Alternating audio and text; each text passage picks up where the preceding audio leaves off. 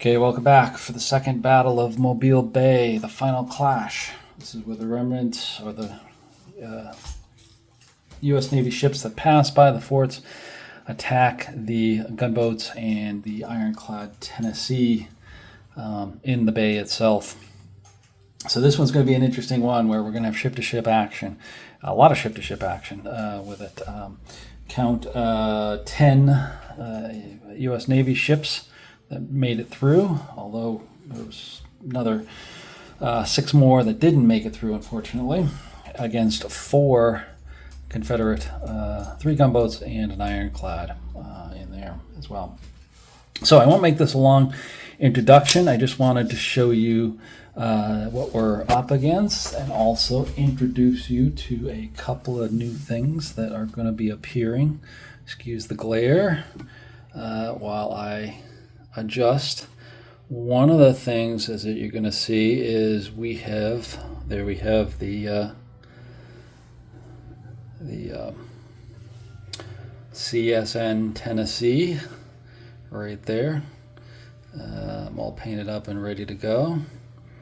And then also, as we move back over this way, again, excuse the glare there a little bit. Let me move over here so you can see it a little bit better. And we'll just scroll into this. And you can see here, actually it'll look a little bit better if I actually moved it into the board. There we go. I'm gonna move this over.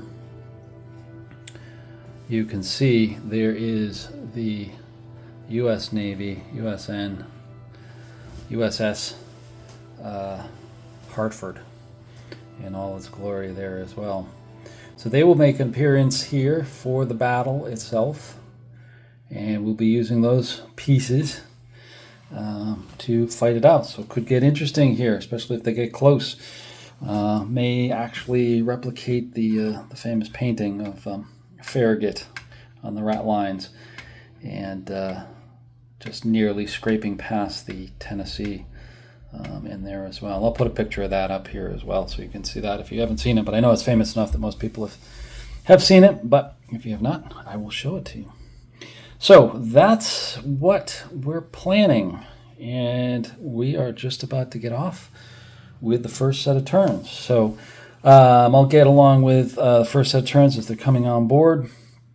You can see everybody's lined up here for the U.S. Navy side. And once the combat starts breaking out, I will bring you back for some shots, as well as some recaps every so many turns, every 3, 6, 9 turns, whatever.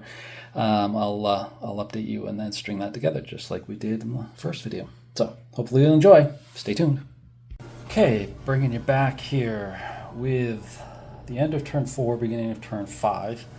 And kind of give you an update here. I had a bit of action here for the first 4 turns. Right immediately off, we've had some sinkings, some wrecking, and just general movement here. So let's get right to it, and I'll show you what's going on here.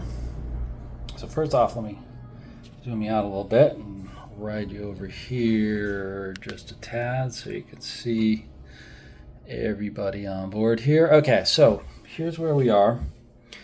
Hartford has moved in. They came in on turn 3, moved up a couple of squares. They've been support firing on there as well. Big story though is over here in this hex. The Manhattan came on, exchanged a few shots with the Gaines before the Gaines finally put one right into the side turret, which was the heavily damaged side of the ship, and knocked it out. It sunk at that point, became a hulk. Well, that's not the end of the story, because let's actually zoom you in and show you that over here more clearly with that. After it became a hulk up here, the Chickasaw came in, successfully navigated, and then the Gaines attempted to ram the Chickasaw, but they got fouled in the Manhattan. In the hulk of the Manhattan, so they couldn't attempt to ram the Chickasaw. Needless to say, the Chickasaw returned fire, scoring a heavily damaged hit. Actually, the -4 should be on midships, scored a heavy damage hit, critical hit actually, on the Gaines, knocked out its armaments, reduced its armaments. It's down to a -2 armament factor, and really damaged it there. Then it was followed up by the Brooklyn targeting the Gaines, and they scored another critical hit, this time breaching the armor, so they're at a -4 on the midships at the moment, and causing damage, and then taking out its stack in that shot as well. So Gaines has taken some severe damage. They have 2 points of damage on them. They're maximum of 10, so they've got a ways to go. But they're in a tough situation. They're fouled, so they can't move. They have their armament's restricted, and their stack has been taken off there as well. So it could get interesting over here for the Gaines a little bit later. Meanwhile, the rest of the USA fleet is slowly moving in here. Like I said, Brooklyn Octavia, we've got the Metacomet. They're staying back here just because they're damaged. They will provide supporting fire onto the Gaines. They're in a good position to do that. We have the Richmond and the Port Royal about to come on board and kind of move up there. From the Confederate side, we have the Selma and the Gaines. Excuse me, what was it? No, this is not the Gaines. This is the Morgan. Sorry, the Morgan back here. I said Gaines and Morgan. Gaines is back here. A lot of action, confusion, etc. Gaines has moved up. Selma has moved up. They've tried to provide some support fire, misses. Tennessee has been lagging over here, mainly because it's only an 8-6 movement factor. So they've been able to move 1, but the rest of the turns they have not. So 3 out of 4 turns they've been kind of stuck back here with it. They've been long range firing over here, but no effect given the range on them. They'll try to move up, and of course the Hartford's moving up too. So this could be an interesting battle over in here. So that is where we are. End of turn 4. This is the second battle of Mobile Bay, the final clash. So far, it's a pretty even match with what's going on. So stay tuned, and I'll be back with more turns in a little bit. Okay, here we are up to turn 8. We've just finished turn 7. We're going on to turn 8. Quite a bit has happened here in the past few turns since I last talked with you. I'm going to go through that here in just a second and show you the map here. We're roughly about a third of the way through the scenario so far. So let's take a look at the action here. So I'm going to tip you up and move you over a little bit. And now you'll see that all of the U.S. Navy ships are on the board. We've got Richmond, Brooklyn, Chickasaw, Octara, Seminole, Port Royal, Hartford, Lackawanna here. We saw before we lost the Manhattan up here, and that's going to be an interesting story here in a second. And we've also lost the Metacomet over here. These were both of our heavily damaged ships in the last scenario. Both of those were lost. So there's 2 Union ships sunk so far. Now, for the Confederates, let me show you what happened. I'm going to tip you up here a little bit and zoom you in some more so you can see up here where the Manhattan is sunk. You'll notice over here that the Morgan was also sunk up here. It actually fouled with the hulk of the Manhattan. When it did, that made it very vulnerable to the Chickasaw, which was actually up here before it moved out into here. And the Chickasaw basically, reduced it to nothing. Essentially sunk it. It was sunk. It had armament damage. It had stack damage. The speed was lost. The water line was breached, and it was essentially, a wreck in the water, stuck in the hulk of that. So that was lost. So that actually brought the count up to 1 Confederate loss and 1 Union loss over here as well. Now, Coming over here a little bit to the Hartford. There's Tennessee there, but we're going to come over to this hex, the Hartford's hex. And a couple other things. As I said, the Metacomet was lost. That only had one or two factors left, and that was sunk by the Gaines, I believe it was. Got a good shot at the let me just take a look over here. I think it was on the bow. Yeah, it was on the bow. Or excuse me, it's on waterline. No, on the waterline, and sunk that over there, and that became a hulk as well.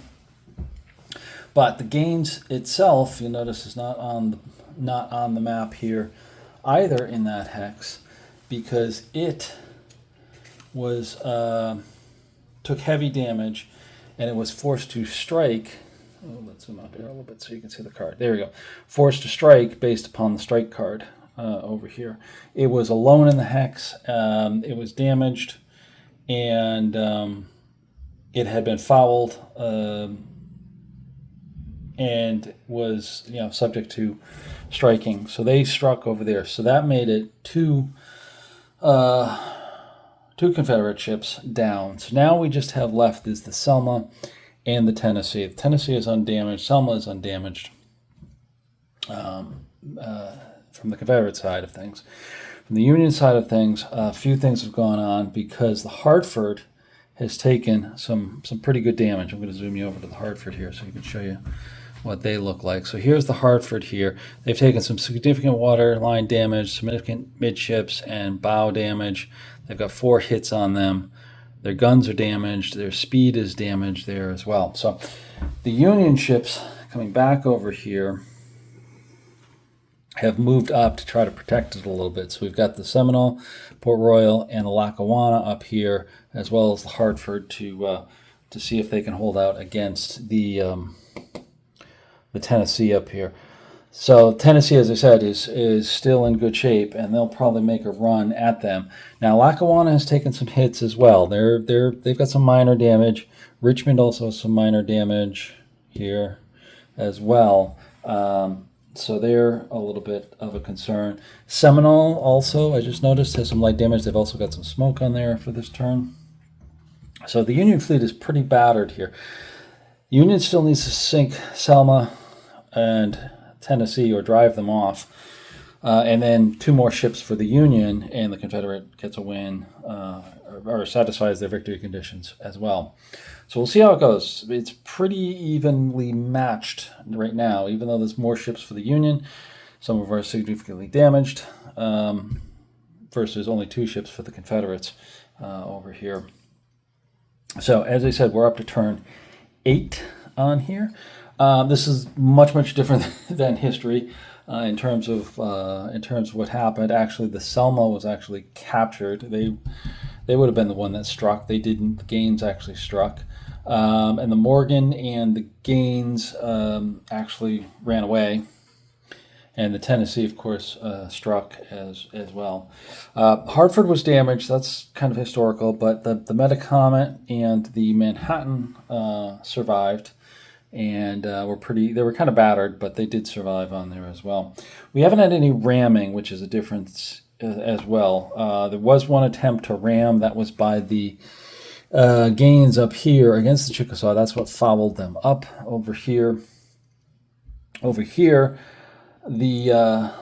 both the Selma and the Gaines really don't have very good ramming capabilities. The Morgan had a decent ramming capabilities. Of course, the Tennessee has good ramming capabilities.